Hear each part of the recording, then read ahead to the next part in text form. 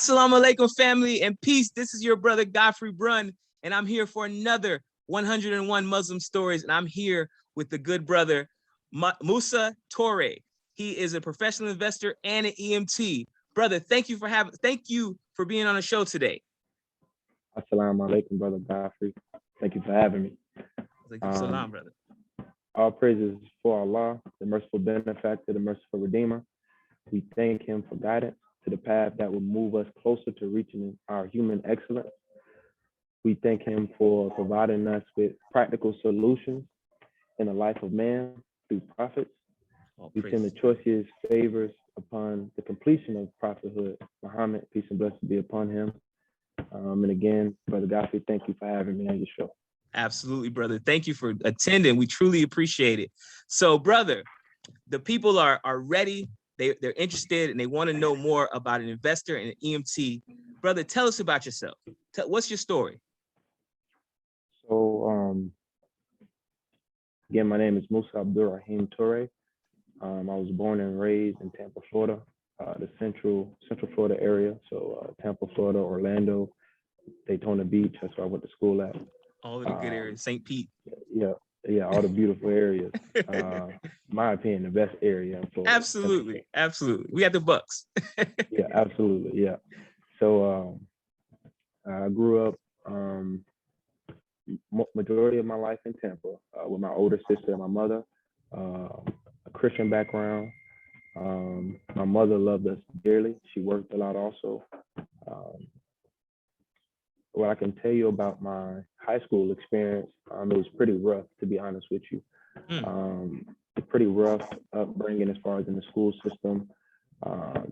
Dealt with a lot of humiliation, like as a child, like getting picked on, things like that. So you had to learn how to defend yourself at an early age. So that meant fighting and standing your ground with a lot of situations, circumstances. Definitely. So around the time when I was 16, my mother got married and we moved to Orlando. So I'm from Tampa, but by way of Orlando, because I finished high school there. Okay. And so after we moved to Orlando, a few things happened. And the first thing that happened was I was removed from my previous environment. I was removed from my previous condition, being in the environment that I was in. Yes. Number two, I was able to see explicitly how a man manages his affairs and also how a man treats my mother, which is the most important thing. Absolutely. Number three, I was constantly active in sports. So whether that be when football season was in, I'll play football. Right after football season, it'll run right into basketball season. I'll start that. And right when we finish with basketball season, it'll run into track season. Oh, wow. Then I just do it right over. I just do it all over again. Like a renaissance. Right. And my father, he was a band director. And so even when I wasn't in sports, which was year round, but even when I finished or completed sports, I would go over there to where my father was at and just help him with any type of, things that he needed help with as far as, leaving the facility and getting home. Yeah. And the last thing that happened was my history teacher, which was my 11th grade history teacher from Jones High School, Mrs. Scott. Shout out to Miss Scott. And she placed the love of history in me. Wow. For me to continue that even to this present day. Yes. I have a deep love for history, and that goes back from Mrs. Scott. It's my favorite subject too. Oh, beautiful. Yes. So those are the four main things that happened as far as like my turning point in my life from where I was previously to what propelled me to adulthood today. And you would say those turning points kind of really molded who you are, even in today. Absolutely. So even my experiences as a young child, going through adolescence, all molded me. It was all molded me. Yes. But when I moved to Orlando, it was like enhanced. Yeah. I was able to, now that I'm able to look in hindsight, I'm able to see those lessons. But when I was in it, I was still able to see it because I saw a huge difference Yes. in my life and from me being a father. So Yes. yeah. That's good. So currently, I'm an EMT. Hmm. Uh, Thank you for your service as well. Thank you, thank you. I'm a full-time father, full-time husband. We're a Beautiful. business owner. Me and my family we own a business, vending machine business where we supply hair care and beauty products. Wow. So currently we have a vending machine in Lakeland Square Mall, Hmm. and we're looking to expand that Oh, throughout wow. different convenience stores, 24-hour convenience stores throughout the Tampa Bay area. And long-term goals is to expand that throughout Central Florida. Wow. Wow. That's actually really, and people don't understand how impactful vendor, like you can go to any store, any hospital, any building, and you will see a vending machine. So that's a phenomenal business to be a part of. And just hats off to you between EMT and full-time father and full-time husband and full-time investing. This man, like your time, Allah has provided a lot of time, and that's beautiful, brother. All praises, dude. So you mentioned that you were raised Christian, but obviously right now you are Muslim. So tell me a little bit about your conversion. How did you find Allah? How did you come into Islam? How was it for you? Mm-hmm. So it all started with a question to my mother. And that question was, we was coming from church. Mm-hmm. We was coming from church, and I was in the car with my mother. And I just said, Mom, what if the Bible did not come from God? And my mother replied, well, boy, don't you question God. You know those Southern mothers. Man. That's a Southern. I was saying to myself, that's a Southern mother if I ever did. Yeah. So she said, boy, don't you question God. And then from there, it really propelled me to think. From there, my wheels was turning from there. Because it wasn't a rebellious nature. It was more so me using my reasoning. If you want me to worship God and make this a part of my life, God gave me this reasoning. He gave me this reasoning to think and use my mind. So that's what I'm gonna do. Absolutely. And I have to be able to come to my own conclusion for me to have conviction. Absolutely. So Absolutely. That was the start of it. From there, to sum that all up, I came into Al-Islam through asking a lot of questions and to ponder, to think, and to reflect. And from there, I came to a conclusion. Allah speaks about looking at his signs in creation and pondering on those signs. So one conclusion that I came to, and the main conclusion that I came to was everything has an order, everything has a purpose, everything has a role in creation. And so Allah did not create anything idly. He did not create anything without purpose. Yes. So if we can conclude that, we also must conclude to humans were not created idly. Yes. So there's rhetoric that says, or language that says, humans just they were born, they live, and then they die, and that's it. And there's no purpose. So to me, that tells me that humans were created idly, and it's not something that through me coming to my conclusion, is not something that I can accept. That we were just born to not have a purpose and just be and just to exist for the sake of existing.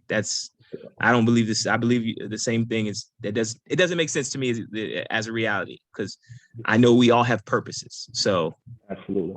Yes. So through that conclusion, that is something that put me on the quest to finding, okay, if that is true, then that tells me that God must have provided man with a solution, with guidance. Yes. That's purely from him, that has not been tampered by man, to guide man to the day of, whenever he decides to end it all. Yes.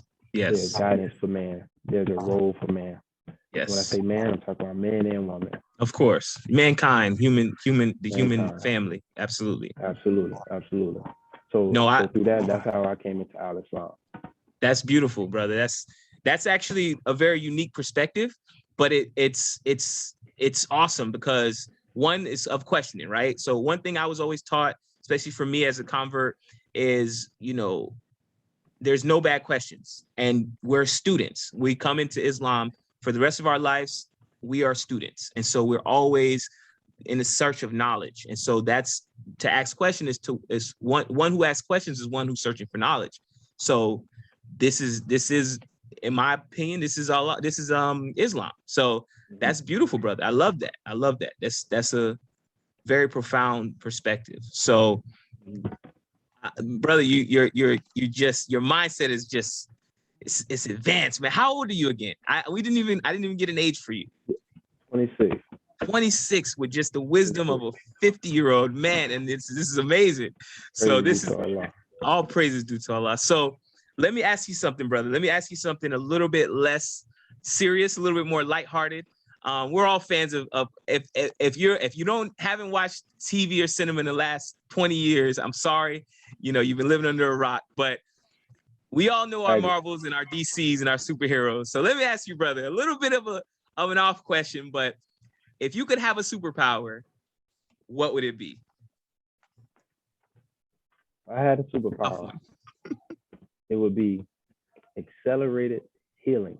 Ooh, good. Go into that. Tell us more. Right. So, when you think of X-Men, when I think of X-Men, I think of I think of Wolverine. Absolutely.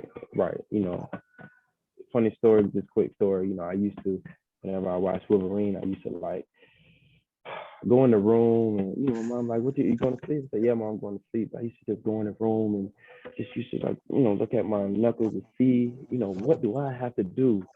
What do I have to do to be like Wolverine? Well, what amazed me though about Wolverine was he had this healing process. So it was like he was immune to just destruction. Yeah. He can go and get hurt, get shot 12 times, or fall from a building, and he'll be all right. Like he'll do something where he can just heal. Yeah. So fun fact about Wolverine, he can't get tattoos and he can't get drunk, just because his healing factor won't allow ink to set in his skin. And if he takes in alcohol, it's a toxin. Alcohol is a toxin. We all know this. So when he drinks alcohol, it actually his body immediately detains it. So yeah, that's a fun fact about Wolverine that a lot of people don't know. So that makes me want the superpower even more now. Yeah. So he's almost like like that superpower is for Muslims, because through Allah we heal fast, right? We get better faster, and we're not supposed to drink or get tattoos. It happens, we all had a life prior to Islam, but it's like Allah's almost like Allah's like, no, like that power is like, nah. That's beautiful, brother. So, I love that. I would want that superpower also to do adventurous stuff. Like I can jump from wherever, like I can do whatever. And absolutely. Not get hurt, not have to worry about. You can live a full life realistically, like just be your own man at that point. Do so much. I love that. Now that's a unique one. I don't think I've heard too many healing factors, but I like that one. I did the same thing. I remember I used to go and like I would get scrapes or something from like playing basketball or something outside, and I would go home and then like the next day it would be healed, and I was like, oh, my healing factor's turned on. Like, just the same kind of concept. Like, I'm more like I healed really fast. So yeah, I know you're hard on that one, brother. So for sure. So wrapping up here, amazing interview. I just have one last question for you before we wrap up, brother. What's something that now we as Muslims, we have a lot of audience that may not be Muslims, and so there's a lot of misconceptions about Islam and things like that in our community. for people that are not in the community. So what's one thing you would want people who are not Muslims, or even people who are Muslims and may not know a lot, what's something you'd want them to know? What's something that you find truly valuable that you'd want Muslims and non-Muslims alike to know through your experience? I would say that Al-Islam is a complete way of life. You know, it should not be limited to just religion. Yes. As we understand religion in the Western world, in America, Yes. in our experience. Like, from the background we come from, you know, you grow up in a Christian family, you go to church on Sundays, and then Monday through Saturday, it's, you know, it's free game. Yeah, until free for Sunday all. come back around. Right. And so, and that's not saying all Christians live like that, but just from my experience and the common experience of the African American. Yes. But Al-Islam is a complete way of life. So Al-Islam answers your social life, your business life, you know, your personal life, etc. Absolutely. All facets of your life. Al-Islam is the answer to it, and it gives the answer in a way that reflects your human excellence and pushes you closer to excellence as a human being. So it respects the beauty of life. It respects life. Yes. And that's the main thing that I want Muslims and also non-Muslims to understand. It is a complete way of life. I love that. That's what we should grasp from that. Yeah, I completely agree. It is a way of life, and that's how we should live it. That's beautiful. I have nothing to add to that because you said it all. So that's amazing point, brother. I truly, again, as we close out here this interview, brother, I truly thank you again for your time. I thank you for your words of wisdom and your peace, and I truly thank you for coming on the show with us and all the work you do outside. Is there any last things you want to promote? Anything you want to, let people know on a personal level for your business or anything like that? No, sir. No. Okay, perfect. Well, I know the people are excited for all that stayed around for this amazing story. Thank you guys. Thank you again, brother. We want to thank y'all from here from American Islam. I'm your host again, Godfrey Brunn, and you all have an amazing day. Bye-bye.